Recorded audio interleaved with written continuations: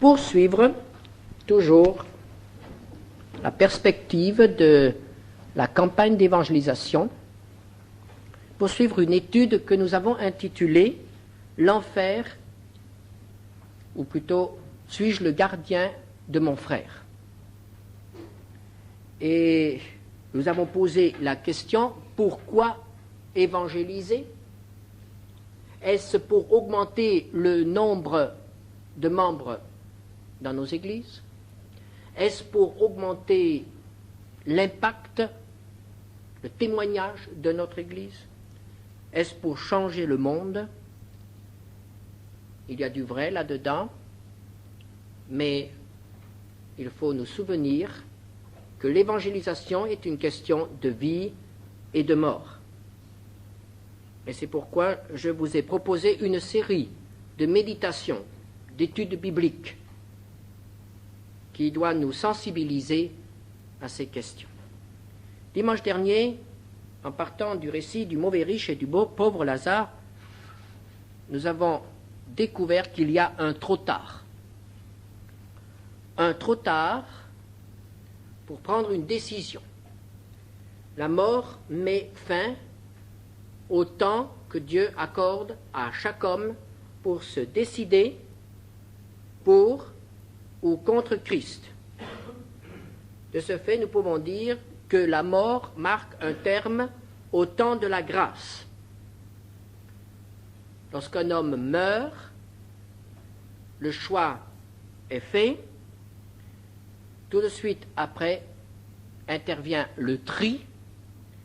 Il s'agit d'un tri irréversible, d'un tri éternel.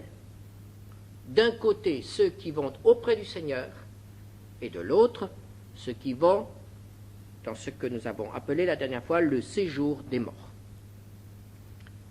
Et ce matin, nous voulons poursuivre dans cette direction et nous poser une question très importante. L'enfer existe-t-il? L'enfer existe-t-il? Y a-t-il réellement un lieu où vont être jetés tous ceux qui n'ont pas accepté le Seigneur Jésus-Christ? Alors, pour répondre à cette question, ce matin, je vais être obligé de lire beaucoup de textes. Cela peut paraître fastidieux, mais je crois que c'est très important. Nous ne pouvons pas répondre à une question aussi vitale, essentielle pour nous et pour les autres, en partant seulement d'un verset. Alors je vous propose une lecture suivie de plusieurs versets. Vous pourrez les noter. Si vous ne les notez pas, vous pourrez prendre la cassette tout à l'heure. Mais il est important que nous laissions parler la Bible. Et je vous proposerai simplement de lire, de feuilleter notre évangile de Matthieu et de nous arrêter à tous les textes qui ont trait à la perdition, où il est question de ces choses. Et nous commencerons au chapitre 3 de Matthieu. Le premier témoignage que nous trouvons là est celui de Jean-Baptiste. Jean-Baptiste qui parle d'un tri. Chapitre 3, versets 10 et 12. Déjà la cognée est mise à la racine des arbres. Tout arbre donc qui ne produit pas de bons fruits sera coupé et jeté au feu. Moi je vous baptise d'eau pour vous amener à la repentance. Mais celui qui vient après moi est plus puissant que moi, et je ne suis pas digne de porter ses souliers. Lui, il vous baptisera du Saint-Esprit et de feu. Il a son vent à la main, il nettoiera son aire, et il amassera son blé dans le grenier, mais il brûlera la paille dans un feu qui ne s'éteint point. Le tri, le bon arbre et le mauvais arbre. Le mauvais arbre est coupé et jeté au feu. Le tri, le grain et la paille. Le grain est gardé dans le grenier. La paille est jetée au feu. Le tri, le Messie vient et il baptise. Il baptisera les uns du Saint-Esprit. Ce sont ses enfants. il baptisera les autres de feu. Ce sont ceux qui iront au châtiment. Alors nous avons toujours ce tri qui se fait, et nous retiendrons le mot feu. Jésus poursuit au chapitre 5, verset 22. Mais moi je vous dis que quiconque se met en colère contre son frère mérite d'être puni par les juges, que celui qui dira à son frère raca mérite d'être puni par le Sanhédrin, et que celui qui lui dira insensé mérite d'être puni par le feu de la géhenne. Feu et géhenne. Nous expliquerons tout à l'heure ce qu'est la géhenne. Toujours dans le même chapitre, au versets 29 et 30. Si ton œil droit est pour toi une occasion de chute, arrache-le et jette-le loin de toi, car il est avantageux pour toi qu'un seul de tes membres périsse, et que ton corps entier ne soit pas jeté dans la géhenne. Et si ta main droite est pour toi une occasion de chute, coupe-la et jette-la loin de toi, car il est avantageux pour toi qu'un seul de tes membres périsse, et que ton corps n'aille pas en entier dans la géhenne. Chapitre 7, verset 13, toujours Jésus. Entrez par la porte étroite, car large est la porte, spacieux est le chemin qui mène à la perdition, et il y en a beaucoup qui entrent par là. À nouveau, le tri. Le chemin étroit pour le salut, le chemin large pour la perdition. Et nous retiendrons là le mot perdition. Nous avons déjà 3 mots que nous retenons. Feu, géhenne, perdition. Chapitre 7, verset 19. Tout arbre qui ne porte pas de bons fruits est coupé et jeté au feu. Il reprend là le message du précurseur, de Jean-Baptiste. C'était le sermon sur la montagne. Feuilletons encore notre évangile de Matthieu et nous arriverons au chapitre 10, verset 28. Ne craignez pas ceux qui tuent le corps et qui ne peuvent tuer l'âme. Craignez plutôt celui qui peut faire périr l'âme et le corps dans la géhenne. La mort physique ne concerne que le corps. Mais ici, Jésus dit, attention, il y a un lieu où l'âme et le corps sont concernés. Et il s'agit de la géhenne. Matthieu 13, verset 30, nous arrivons là dans les paraboles. Ce sont des images. Et nous allons trouver des images, mais toujours la même affirmation, le même tri. Chapitre 13, verset 30. Laissez croître ensemble l'un et l'autre jusqu'à la moisson, et à l'époque de la moisson, je dirai au moissonneur, arrachez d'abord l'ivraie et liez-la en gerbe pour la brûler, mais amassez le blé dans mon grenier, l'ivraie et le blé. Le blé dans le grenier, l'ivraie au feu. Nous reprenons là, nous retrouvons là le témoignage de Jean-Baptiste. Toujours dans le même chapitre 13 de Matthieu, le verset 42. Et ils jetteront dans la fournaise ardente, ils les jetteront dans la fournaise ardente où il y aura des pleurs et des grincements de dents. Nous avons là une explication de la parabole de l'ivraie, et Jésus dit que le blé, ce sont les fils du royaume, et l'ivraie, ce sont les fils du malin. Et ces hommes-là, ceux qui sont cause de scandale et qui commettent l'iniquité, seront jetés dans la fournaise ardente. Et nous avons là une expression nouvelle, fournaise chauffée à blanc. Pas une fournaise éteinte, pas un four éteint, mais une fournaise chauffée à blanc, une fournaise ardente. Et cause de souffrance, pleurs et grincements de dents. Au verset 50, nous retrouvons la même expression. Et ils les jetteront dans la fournaise ardente, il y aura des pleurs et des grincements de dents. C'est après la parabole du filet qui retire toutes sortes de poissons de la mer. Et le tri est fait par les pêcheurs. Les bons sont gardés, les mauvais sont rejetés. Poursuivons en feuilletant notre évangile de Matthieu, et nous arrivons au chapitre 18, versets 8 et 9. Si ta main ou ton pied est pour toi une occasion de chute, coupe-les et jette-les loin de toi, Mieux vaut pour toi entrer dans la vie boiteux ou manchot que d'avoir 2 pieds ou 2 mains et d'être jeté dans le feu éternel. Et si ton œil est pour toi une occasion de chute, arrache-le et jette-le loin de toi. Mieux vaut pour toi entrer dans la vie n'ayant qu'un œil que d'avoir 2 yeux et d'être jeté dans le feu et la géhenne. Jésus nous dit qu'il y a quelque chose de pire que d'être aveugle même, il y a quelque chose de pire que de perdre un membre, c'est d'être jeté en entier dans la géhenne. De nouveau, feu de la géhenne. Chapitre 23 de Matthieu, verset 33. Jésus s'adresse aux pharisiens, aux chefs religieux de son temps. Serpents, race de vipères, comment échapperez-vous au châtiment de la géhenne? Et enfin, au chapitre 25 de Matthieu, verset 41, ensuite il dira à ceux qui seront à sa gauche, retirez-vous de moi, maudits, allez dans le feu éternel qui a été préparé pour le diable et pour ses anges. Ici, il est question de feu éternel.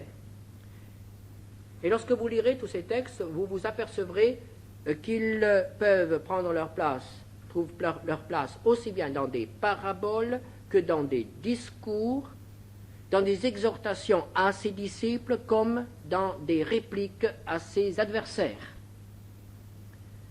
Et nous trouverons que Jésus a parlé de la géhenne. Il en a même beaucoup parlé de la géhenne. Et il a mis ses contemporains en garde. Un autre livre qui parle beaucoup de ces choses est le livre de l'Apocalypse. Et nous allons nous tourner maintenant vers l'Apocalypse. Et nous trouverons au chapitre 14 de l'Apocalypse. Chapitre 14, versets 9 à 11. Et un troisième ange les suivit en disant d'une voix forte, « Si quelqu'un adore la bête et son image et reçoit une marque sur son front ou sur sa main, il boira lui aussi du vin de la fureur de Dieu versé sans mélange dans la coupe de sa colère, et il sera tourmenté dans le feu et le soufre devant les saints anges et devant l'agneau. Et la fumée de leur tourment monte au siècle des siècles, et ils n'auront de repos ni jour ni nuit, ceux qui adorent la bête et son image, et qui reçoivent la marque de son front. » Nous reviendrons sur ce texte plus tard, mais nous allons simplement relever ici qu'il est question maintenant de feu et de soufre. Chapitre 19 de l'Apocalypse, verset 20. La bête fut prise, et avec elle le faux prophète qui avait fait devant elle des prodiges par lesquels il avait séduit ceux qui avaient pris la marque de la bête et adoré son image. Ils furent tous les deux jetés vivants dans l'étang ardent de feu et de soufre. Et nous retrouvons cette expression, étang de feu et de soufre, que nous allons d'ailleurs retrouver à plusieurs reprises encore, chapitre 20, verset 10. Le diable qui les séduisait fut jeté dans l'étang de feu et de soufre, où sont la bête et le faux prophète, et ils seront tourmentés jour et nuit au siècle des siècles. Chapitre 20, verset 15. Quiconque ne fut pas trouvé écrit dans le livre de vie fut jeté dans l'étang de feu. Et enfin, au chapitre 21, verset 8. Mais pour les lâches, les incrédules, les abominables, les meurtriers, les impudiques, les enchanteurs, les idolâtres et tous les menteurs, leur part sera dans l'étang ardent de feu et de soufre qui est la seconde mort. Nous avons donc entendu le témoignage de Jésus dans l'évangile de Matthieu, ou dans les évangiles. Nous avons de nouveau le témoignage de Jésus dans l'Apocalypse. Et maintenant, il nous faut encore le témoignage des apôtres. Comment ont-ils compris tout cela? Et comment l'ont-ils expliqué? Alors, nous allons nous pencher sur les épîtres. Épître aux Romains, tout d'abord. Chapitre 2, versets 5 à 9. Mais par ton endurcissement et par ton cœur impénitent, tu t'amasses un trésor de colère pour le jour de la colère de Dieu et de la manifestation du juste jugement de Dieu, qui rendra à chacun selon ses œuvres, réservant la vie éternelle à ceux qui, par la persévérance à bien faire, cherchent l'honneur, la gloire et l'immortalité, mais l'irritation et la colère à ceux qui, par esprit de dispute, sont rebelles à la vérité et obéissent à l'injustice. Tribulation et angoisse sur toute âme d'homme qui fait le mal, sur le juif premièrement, puis sur le grec. Et nous sautons au verset 12. Tous ceux qui ont péché sans la loi périront aussi sans la loi, et tous ceux qui ont péché avec la loi seront jugés par la loi.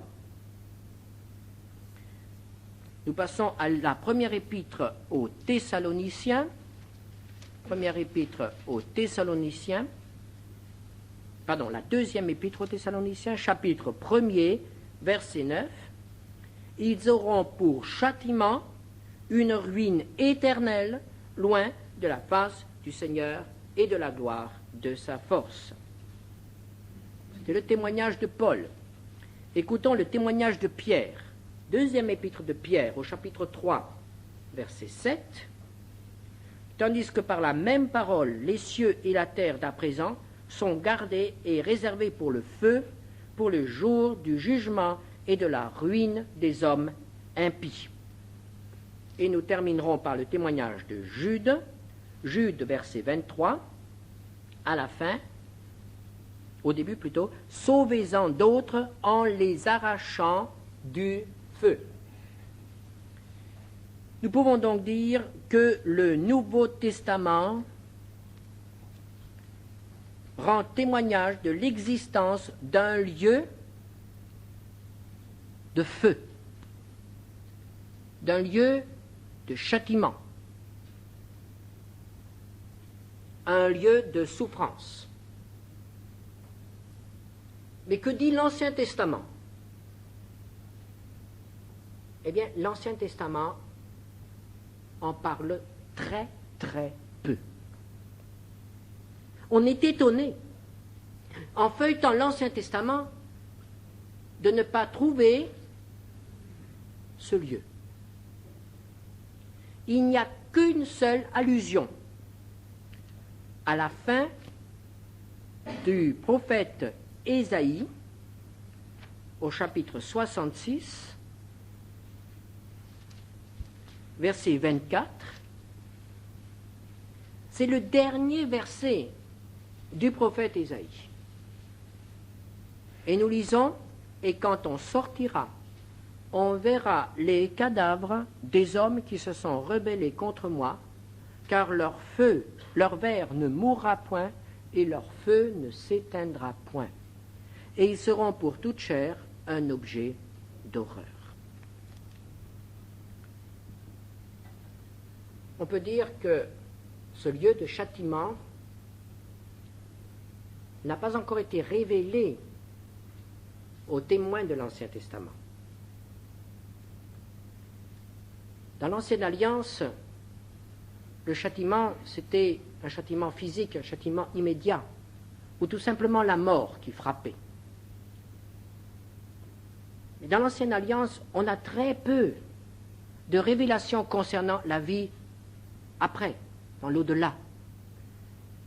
Concernant les choses de la fin, très peu d'indications. Il faudra attendre la venue du Fils de Dieu qui, lui, peut parler parce qu'il sait. Et il donne cette révélation. Il y a, après la mort, un tri. Et il y a deux lieux. Un lieu de félicité, mais aussi un lieu de tourment. C'est dans le Nouveau Testament que nous trouvons ces choses. Et il est important de le souligner.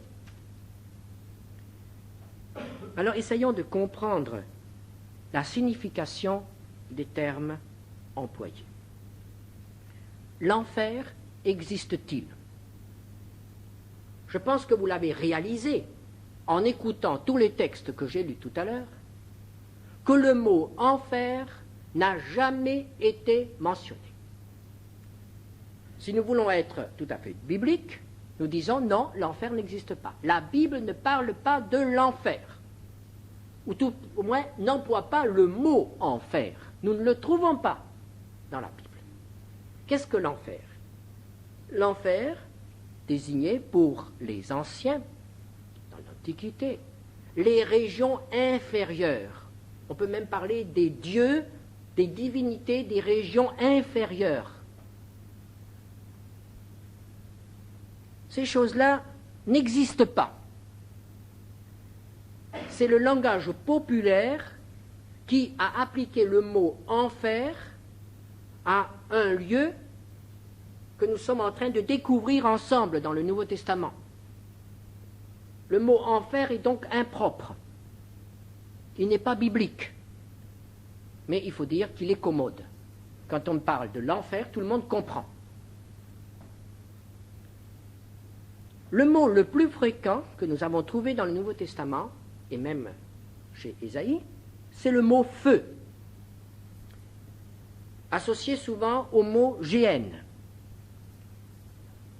Tous les Juifs savaient ce qu'était la géhenne. La géhenne était un petit vallon à l'extérieur de la ville de Jérusalem où l'on brûlait les ordures.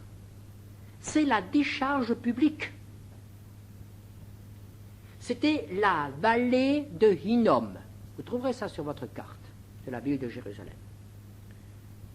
Pourquoi brûlait-on les ordures de la ville dans cette vallée? Parce que de tout temps, dans cette vallée, les peuples païens s'étaient livrés à des cultes idolâtres où l'on brûlait des hommes en l'honneur des faux dieux. Et même certains rois d'Israël, à certaines époques, avaient aussi offert des sacrifices humains et même leurs propres enfants dans la vallée des fils de Hinnom, dans la vallée de Hinnom. C'est le roi Josias qui viendra et qui détruira tous ces lieux, tous ces cultes aux faux dieux, qui profanera ces autels en y brûlant des ossements d'hommes, des ossements, pas des êtres vivants, des ossements d'hommes, il profanera, il souillera tous ces lieux, et finalement, on prendra l'habitude d'y brûler les ordures de la ville. Et quand Jésus parle de la géhenne où le feu ne s'éteint point, vous savez très bien ce qui se passe sur les décharges publiques, il y a toujours un feu qui y brûle. Et cela se passait déjà à l'époque de Jésus. C'est ainsi que les choses se passaient. Et quand Jésus parle donc, s'adresse aux pharisiens ou à son auditoire en disant « Attention, il vaut mieux pour toi perdre un œil ou perdre un bras que d'être jeté en entier dans la géhenne », tout le monde approuvait de la tête. Tout le monde était d'accord. Parce que personne n'avait envie d'être jeté sur la géhenne, dans la géhenne. Personne n'avait envie d'être mis à mort et d'être jeté dans ce lieu des ordures de la ville, ce que l'on doit brûler. Dans l'Apocalypse, nous avons trouvé un autre terme. Il s'agit d'un étang de feu. Étang de feu et de soufre. Cette image ne vient pas de Jérusalem, mais il faut plutôt descendre vers la mer Morte, où il y a des sources sulfureuses, où il y a du bitume.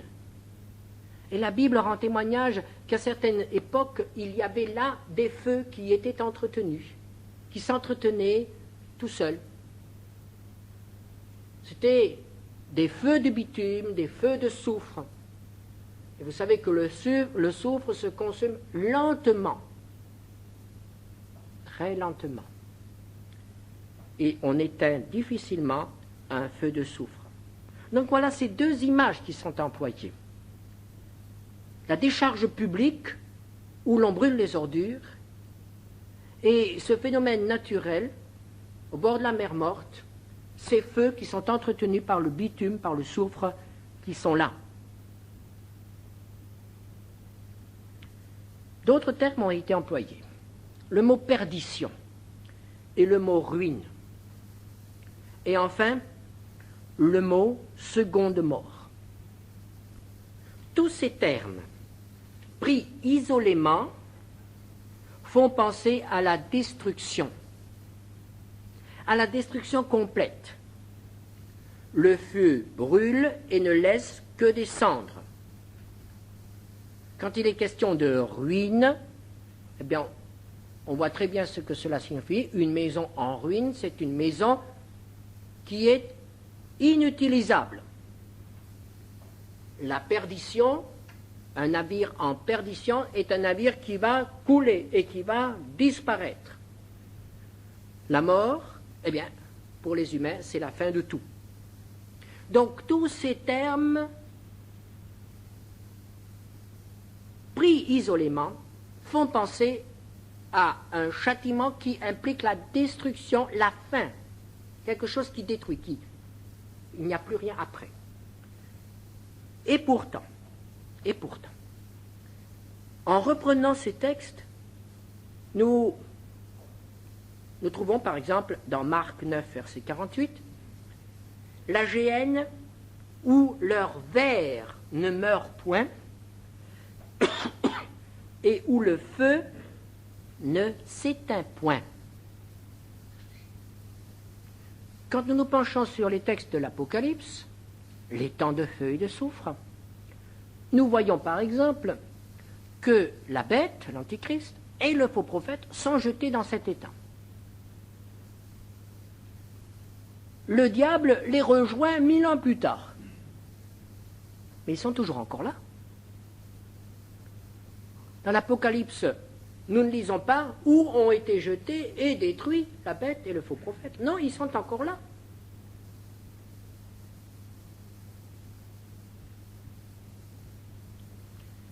C'est un feu qui n'est pas comparable à notre feu.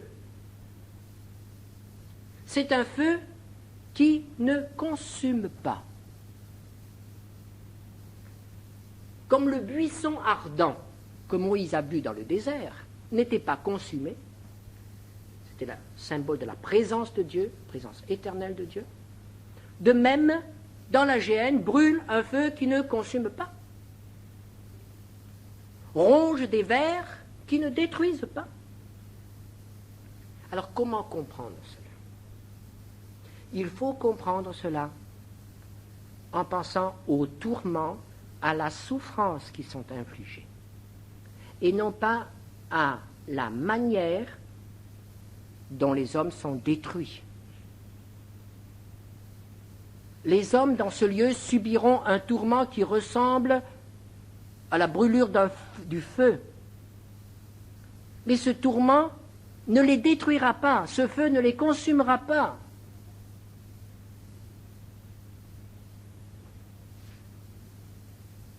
C'est une souffrance qui est liée au corps.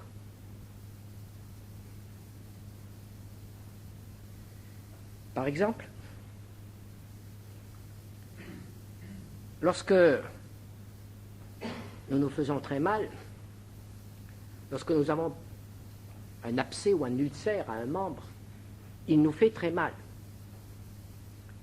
Mais nous souffrons parce qu'il est là. Et on ne pourrait, en quelque sorte, être débarrassé de cette souffrance qu'en amputant le membre. Dans la géhenne, il y aura des souffrances parce que le corps sera là. Tout le corps souffrira. Et il n'y aura pas moyen de mettre un terme à la souffrance parce qu'on ne peut pas amputer le membre qui souffre. C'est tout le corps qui souffre. Et c'est la raison pour laquelle ce sera une souffrance qui ne détruit pas. Elle sera là. Tant que le corps existera, il y aura souffrance. Tant que l'âme existera, il y aura souffrance. Donc, quand nous trouvons dans la parole de Dieu des images de feu, de soufre, ne pensons pas à la destruction, mais pensons à l'effet du feu, pas à la destruction. Il faut revenir maintenant à un texte de l'évangile de Matthieu. Matthieu chapitre 25, verset 41. Ensuite, il dira à ceux qui seront à sa gauche, « Retirez-vous de moi, maudits, allez dans le feu éternel qui a été préparé pour le diable et pour ses anges. » Alors là, il faut aussi que nous mettions de côté l'imagerie populaire. Demandez à quelqu'un comment il se représente l'enfer. Et il vous fera une description vraiment intéressante. Une grande marmite remplie de feu, avec du feu autour encore, et les âmes qui souffrent là-dedans. Autour de la marmite, les diablotins attisent le feu, et surveillant tout cela, assis sur son trône, le diable. Le diable, maître des souffrances dans l'au-delà, organisateur des souffrances dans l'au-delà. Eh bien non, la grande marmite n'existe pas, et il n'y a pas dans la géhenne de diablotins qui attisent le feu. Nous trouvons au contraire que les démons y sont aussi et que le diable y a sa place.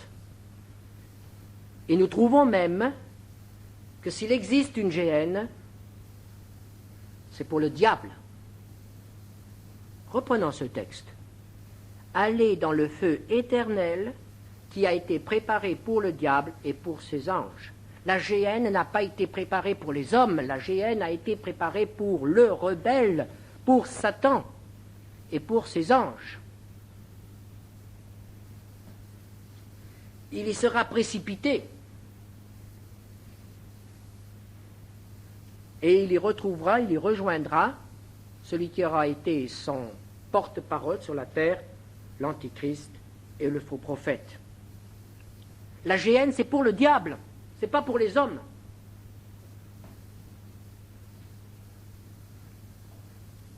Combien de temps dureront les tourments dans la géhenne? Y a-t-il une fin à cette horreur? Je dois vous dire que c'est certainement l'une des vérités qui est la plus difficile à enseigner, et c'est la raison pour laquelle moi-même j'en parle très peu, très rarement.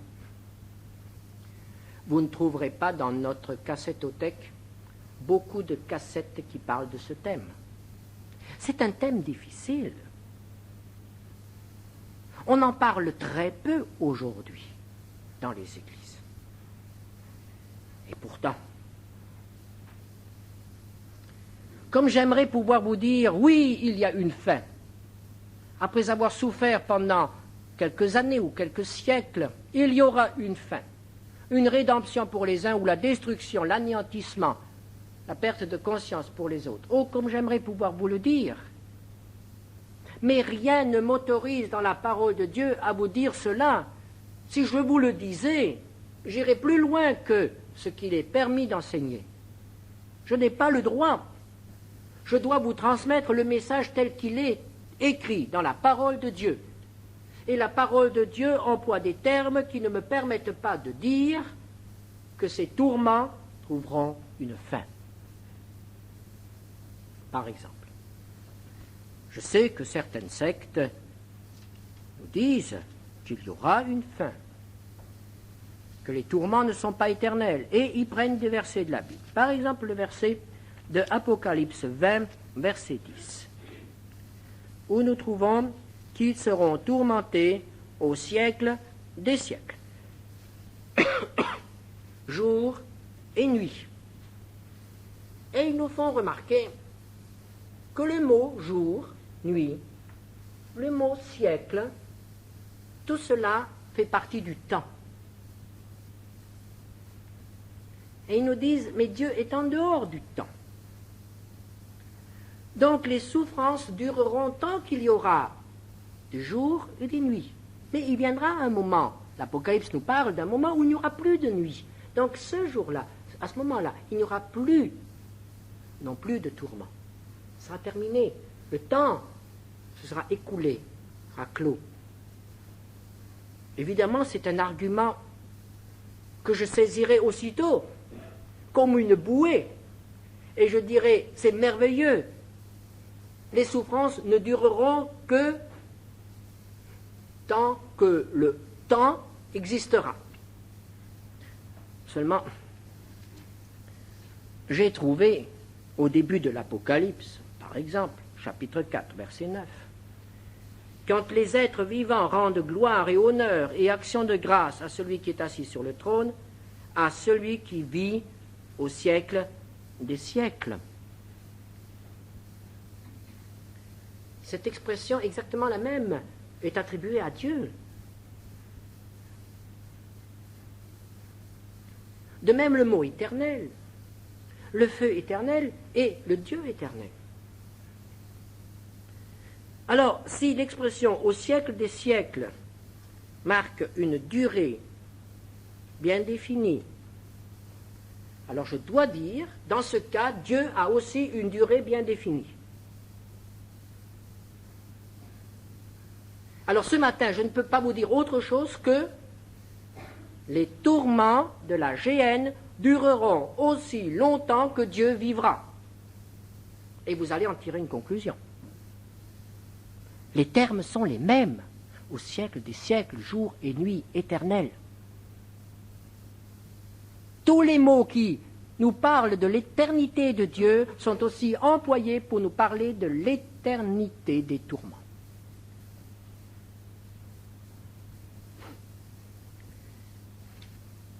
Alors, venons maintenant à l'évangile de Jean, à un verset bien connu du chapitre 3.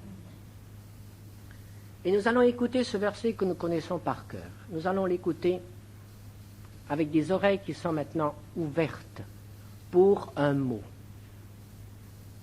qui se trouve dans ce texte. Dieu a tant aimé le monde qu'il a donné son Fils unique, afin que quiconque croit en lui ne périsse point, mais qu'il ait la vie éternelle.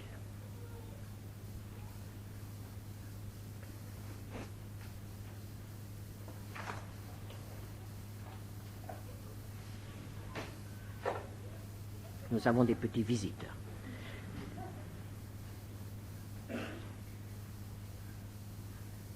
Quand nous parlons de ces choses, on nous dit « mais l'amour de Dieu, mais l'amour de Dieu, comment peut-il s'accommoder de cela? L'amour de Dieu. » Je vous ai fait remarquer tout à l'heure que c'est le Nouveau Testament qui parle de la perdition éternelle. Si nous avions trouvé ces textes de l'Ancien Testament et un seul texte dans le Nouveau Testament, on nous dirait, vous voyez bien, c'est le Dieu de la loi dans l'Ancien Testament. C'est le Dieu de la loi qui punit, qui châtie, qui menace. Mais le Dieu du Nouveau Testament, c'est le Dieu de la grâce, c'est le Dieu de l'amour. Eh bien non, moi je trouve la perdition dans le Nouveau Testament où l'on nous parle de la grâce et de l'amour de Dieu. Mais cet amour de Dieu, comment se manifeste-t-il? Nous raisonnons toujours dans le terme de châtiment et nous disons la perdition éternelle, c'est la punition pour ceux qui ont fait le mal. Non. La perdition éternelle, l'étang de feu, c'est la punition pour Satan, pas pour les hommes. Et les hommes qui iront dans la géhenne n'y iront rejoindre Satan, pas à cause de leurs mauvaises actions, mais tout simplement parce qu'ils n'ont pas choisi un nouveau maître, ils n'ont pas saisi l'occasion qui leur a été donnée dans la grâce et dans l'amour de Dieu d'être sauvés. Le Fils de Dieu est venu sur la terre pour arrêter une humanité qui se précipite les yeux bandés dans la perdition éternelle. Et il s'est dressé là, sur une croix, Et il a dit, arrêtez, vous pouvez être sauvés, arrêtez, vous pouvez échapper à l'éternité de tourments, arrêtez. L'humanité y va. Mais ceux qui entendent l'appel de Jésus, ceux qui acceptent l'appel de Jésus, ceux-là s'arrêtent, ceux-là échappent. Et c'est cela l'amour de Dieu. L'amour de Dieu, c'est d'aller chercher dans une maison en flammes ceux qui appellent au secours, ceux qui se laissent sauver. L'amour de Dieu, c'est de crier sur un bateau qui coule, allez tous dans les canaux de sauvetage. L'amour de Dieu, c'est de sauver ceux qui veulent être sauvés. Et il a envoyé son Fils, qui a souffert dans son cœur, dans son âme, les tourments du feu éternel. Il a envoyé son Fils pour que les hommes n'aillent pas dans les tourments éternels. L'enfer ne sera pas peuplé de pécheurs, punis, mais il sera peuplé d'insensés qui n'auront pas saisi le salut qui leur a été offert. Et c'est pour cela que nous évangélisons. Nous n'évangélisons pas pour que les pécheurs changent de voie et ne soient pas punis. Nous évangélisons pour que des hommes qui vont au-devant du feu éternel échappent. Puisque nous savons, nous, qu'il y a moyen d'échapper. Et c'est pour cela qu'il faut aussi parler de l'enfer. Parce que personne n'a envie de faire quoi que ce soit s'il se sent en sécurité. Et il faut dire aux gens qu'ils sont en danger. Il faut avoir le courage de le dire, même si on nous rit au nez.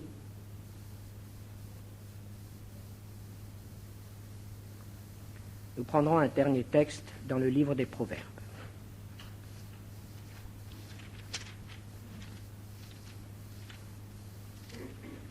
Chapitre 24, versets 11 et 12.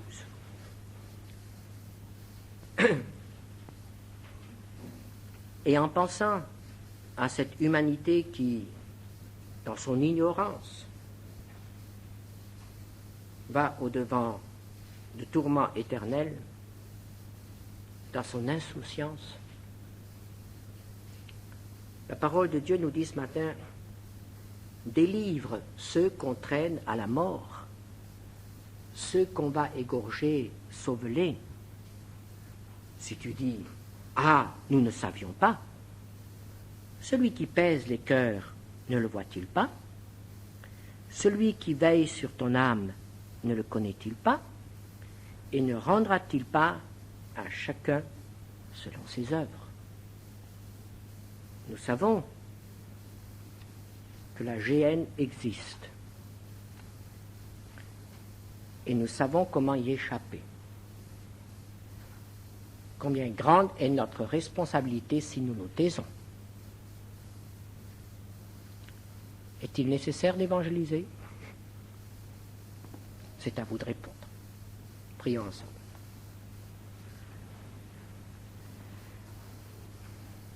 Seigneur notre Dieu, nous te rendons grâce parce que tu te révèles à nous comme le Dieu d'amour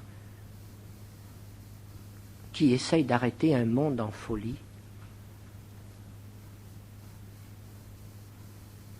qui va au-devant de la perdition éternelle, le lieu où il n'y a plus d'espoir, le triomphe des ténèbres. Et Seigneur, tu nous as donné ta parole, tu nous as donné une connaissance, et nous te demandons pardon pour notre confort. Nous te demandons pardon parce que nous n'osons pas parler de ces choses. Nous n'osons pas avertir de peur du ridicule, de peur que l'on se moque de nous, comme l'on se moquait de Noé qui annonçait la destruction de l'humanité. Ô Seigneur, que notre cœur soit rempli d'amour pour les